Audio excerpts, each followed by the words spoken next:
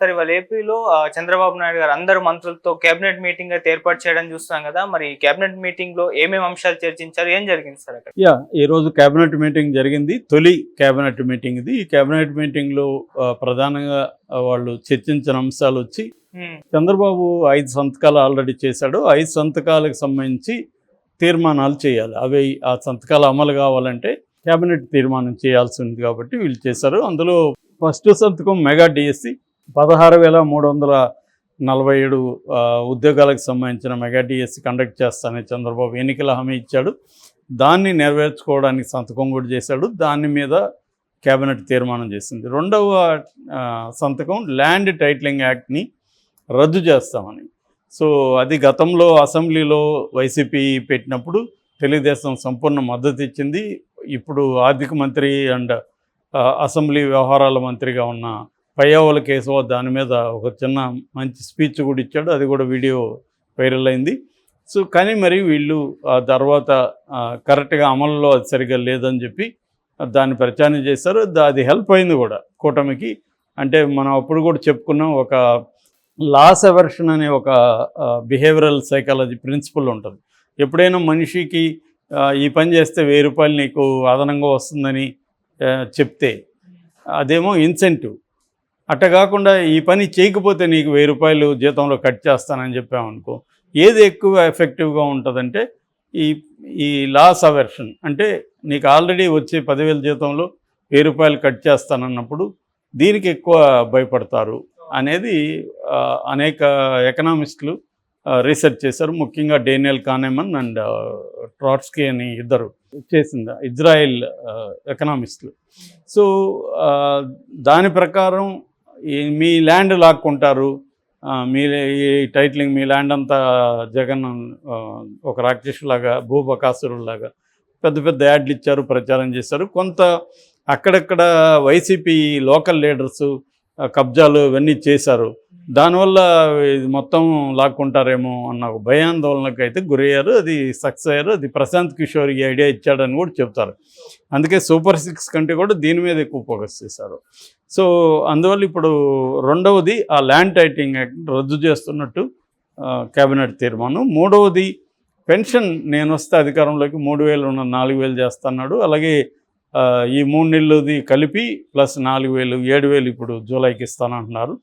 So దీనికి ఎంత ఖర్చు అవుతుంది ఏంటి అనేది కూడా చర్చించుంటారు దీంట్లో.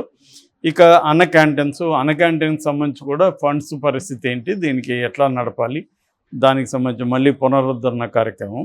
ఇక స్కిల్ సెన్సస్ అంటే స్కిల్ డెవలప్మెంట్కి సంబంధించి ఇప్పుడు ఎందుకంటే 20 లక్షల ఉద్యోగాలు ఇస్తాననేది ఈ సూపర్ 6లో ఒక హామీ. 20 లక్షల ఉద్యోగాలు ఇవ్వాలంటే సంవత్సరానికి 4 లక్షల ఉద్యోగాలు ఇవ్వాలి. 5 నెలలు 20 లక్షలు 5 ఏళ్లలో. ఇవన్నీ గవర్నమెంట్ ఉద్యోగాలు అన్నీ లేవు. కాబట్టి స్కిల్ డెవలప్మెంట్ పెట్టి స్కిల్డ్ సెంటర్స్ పెట్టి స్కిల్ ట్రైనింగ్స్ పెట్టి వీళ్ళకి ఉద్యోగాలు ఇప్పించాలంటే మళ్ళీ ఆంధ్రప్రదేశ్లోనే వీళ్ళకి అన్ని ఉద్యోగాలు ఇవ్వాలంటే అంత డెవలప్మెంట్ కూడా జరగాలి కదా. ఇన్ఫ్రాస్ట్రక్చర్ డెవలప్మెంట్ జరగాలి, ఐటీ ఇండస్ట్రీస్ పెట్టాలి, ఇతర ఇండస్ట్రీస్ పెట్టాలి. వాటిలోకి ఆ ఇండస్ట్రీకి తగినట్టుగా వీళ్ళకి ట్రైనింగ్ ఇచ్చి అక్కడ వాళ్ళని ప్లేస్ చేయాలి. సో ఇవన్నీ చేయాలంటే డెవలప్మెంట్తో లింక్ అయిన వ్యవహారం అది. అందుకని అసలు స్కిల్ సెన్సస్ ఇవన్నీ కూడా చేయాలనేది ఒక ప్లాన్ చేసుకున్నారు. ఇది బేసిక్గా ఈ 5 సంతకాలకు సంబంధించి. ఇది కాకుండా వైఎస్ఆర్ హెల్త్ యూనివర్సిటీ అని ఉంది. ఒకప్పుడు ఎన్టీఆర్ అనే దాన్ని జగన్ వచ్చి దాన్ని వైఎస్ఆర్ హెల్త్ యూనివర్సిటీ, అప్పుడే దాని మీద తీవ్ర వ్యతిరేకత వచ్చింది. దాన్ని మొన్న రిజల్ట్ వచ్చిన రోజే దాన్ని పోయి కొట్టేశారు కూడా తెలుగుదేశం వాళ్ళు. సో దాన్ని ఇప్పుడు అఫిషియల్గా ఎన్టీఆర్ హెల్త్ యూనివర్సిటీ అని మారుస్తున్నారు. సో ఇది కాకుండా కొన్ని ఆల్రెడీ అనౌన్స్ చేశారు. అదేంటంటే బీమా, ఫ్యామిలీ బీమా. ఫ్యామిలీలో యజమాని చనిపోతే చంద్రన్న బీమా అంటారు దాన్ని. ఇంతకుముందు 3 lakhs ఉండేది, ఇప్పుడు దాన్ని పెంచారు 10 lakhs. అట్లాగే దాంట్లో కార్మికులు, లాయర్లు, తర్వాత మీడియా ప్రతినిధులు ఇలాంటి వాళ్ళని కూడా దాంట్లో యాడ్ చేశారు. ఓన్లీ 15 రూపాయలు కట్టి ఒక పాలసీ తీసుకుంటే మిగతా గవర్నమెంట్ పే చేస్తుంది. ఎవరైనా ఫ్యామిలీ హెడ్ చనిపోతే ఆ ఫ్యామిలీకి ఈ బీమా 10 లక్షల వరకు ఆదుకునే పరిస్థితి ఉంది. అది చంద్రబాబు బీమా.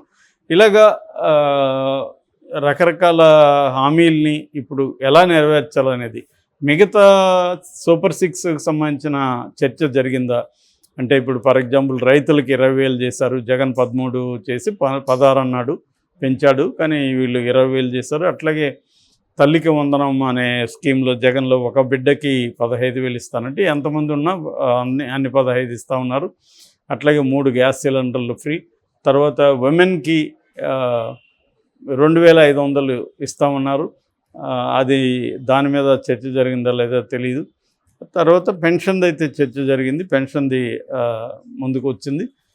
అట్లాగే ఉచిత బస్సు అది ఇప్పటివరకు తేలేదు, 1 మంత్లో తెలుస్తామని మంత్రి అన్నారు, రవాణా శాఖ మంత్రి. సో ఇలాగా సూపర్ సిక్స్కి సంబంధించిన పథకాల మీద చర్చ జరిగినట్టుగా మనకైతే ఇన్ఫర్మేషన్ లేదు. నిజానికి దాని మీద ఫోకస్ చేయాలి. వైసీపీ వాళ్ళు అదే చెప్తున్నారు, మీరు సూపర్ సిక్స్ని ఎలా అమలు చేస్తారు అది చెప్పండి, బస్సుది ఎప్పటి నుంచి అమలు చేస్తారు, పిల్లలకి స్కూలు ఆల్రెడీ స్టార్ట్ అయిపోతున్నాయి, దాని మీద మీరేం చర్చించట్లేదు, మీరు ఎంతసేపటికి వైసీపీ ఆస్తులని ఎలా ధ్వంసం చేయాలి, వైసీపీ వాళ్ళ మీద ఎలా కేసులు పెట్టాలి, ఇదే మీ ప్రయారిటీ ఉంది, దానికంటే మీరు ప్రజలకు ఇచ్చిన హామీలు నెరవేర్చడం మీద మీరు ఫోకస్ చేయండి అంటున్నారు. ఖచ్చితంగా వీళ్ళు ఫోకస్ చేస్తున్నట్టే మనకు కనబడుతుంది. బట్ మిగతా సూపర్ సిక్స్ మీద ఈ క్యాబినెట్ మీటింగ్లో చర్చ జరిగిందా, జరిగితే ఏ రకమైన నిర్ణయాలు తీసుకున్నారు, ఈ విషయాలు మాట్లాడినట్టుగా మనకి తెలియలేదు. అంటే నిజంగానే ఇవన్నీ అమలు చేస్తారా? ఆల్రెడీ కొన్ని చెబుతున్నారు, ఒక ఇంట్లో పెన్షన్ ఉంటే ఆ ఇంట్లో మహిళలకి 2,500 రాదని చెప్తున్నారు. అట్లా ఏమేమి ఫిట్టింగ్లు. అట్లాగే వాలంటీర్లకి ఇందాక నేను చెప్పుకున్నట్టు వేరే వీడియోలో వాలంటీర్లకు డిగ్రీ క్వాలిఫికేషన్ చేస్తూ ఉంటారు. అలాగే 50 ఏళ్ళకి ఒక వాలంటీర్ ఉన్నాడు, ఇప్పుడు దాన్ని 100 ఏళ్ళకో లేకపోతే ఊరికంతా ఒక వాలంటీర్ని పెడతా ఉన్నారు.